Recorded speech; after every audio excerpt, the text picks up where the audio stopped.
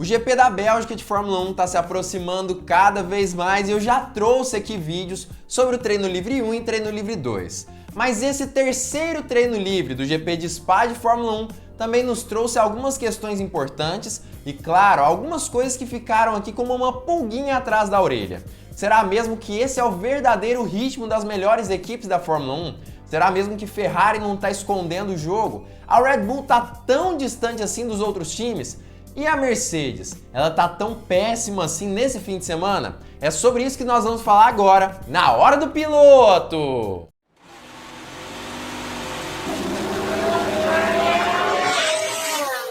Fala, piloto! Eu sou o Lucas Camargo, piloto de corrida há 10 anos. E realmente esse GP da Bélgica de Fórmula 1, eu acho que não vai parar de nos surpreender até que ele termine na manhã de domingo.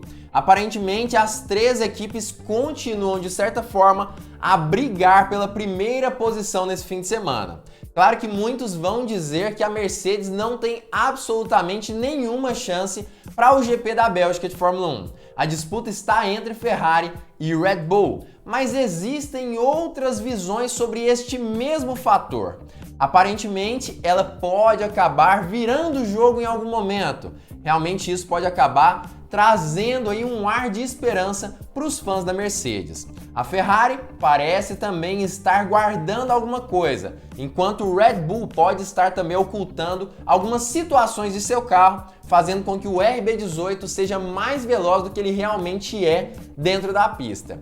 É isso que eu vou abordar nesse vídeo, vamos falar tudo sobre esse assunto, mas antes eu queria convidá-la a deixar o like aqui embaixo, se inscrever no canal e ativar o sininho para todas as notificações. Mas vamos logo pro vídeo. O treino livre 3 começou de uma forma bem mais lenta do que o esperado, principalmente porque no treino livre 2 e treino livre 1 houveram alguns problemas durante essas sessões ali de treinos livres. O que aconteceu basicamente é que no treino livre 1 houve ali o problema com o carro de Kevin Magnussen, que não permitiu que a Fórmula 1 continuasse o treino por muito tempo e quando retomou, estava embaixo de chuva. No treino livre 2, a chuva também atrapalhou a maior categoria do automobilismo mundial. E agora no treino livre 3 foi o momento que os pilotos tiveram que sobrou para que eles testassem um pouco mais ritmo de corrida em si.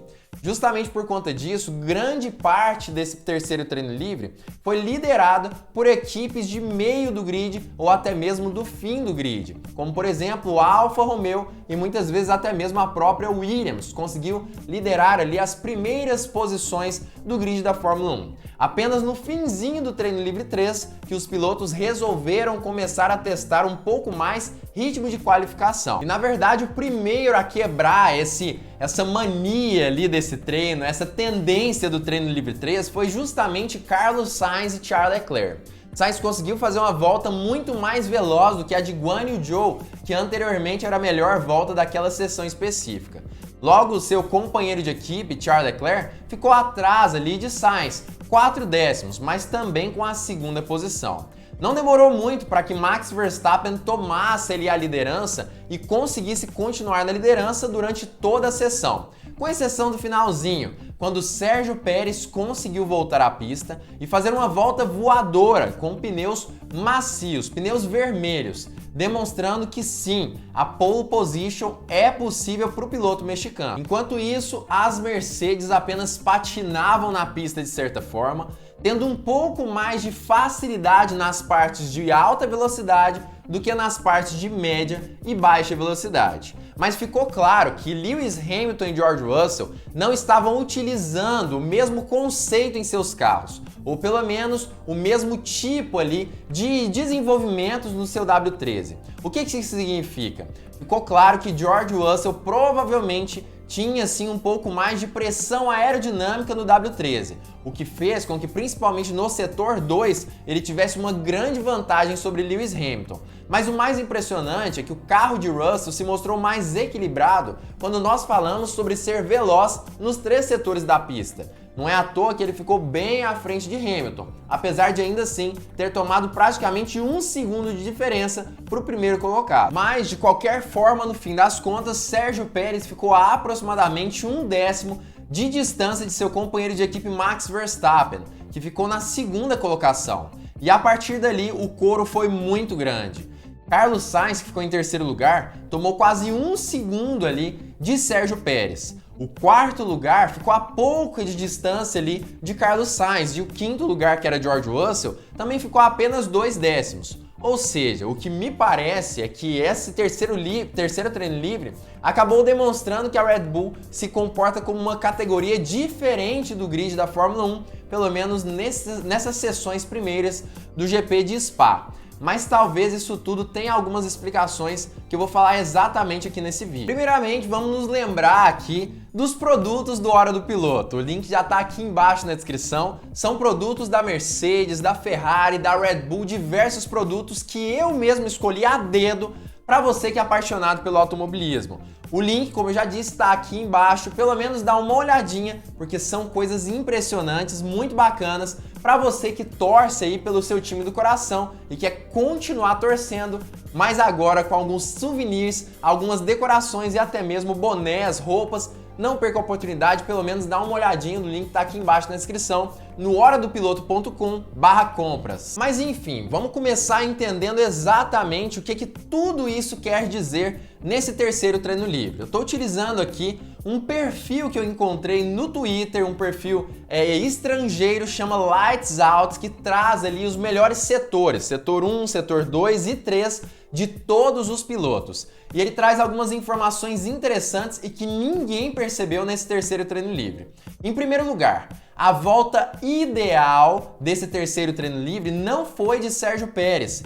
Na verdade, foi de Max Verstappen. O que é a volta ideal? É a somatória do melhor primeiro setor do piloto com o melhor segundo e terceiro setor também, que podem ter acontecido em voltas diferentes.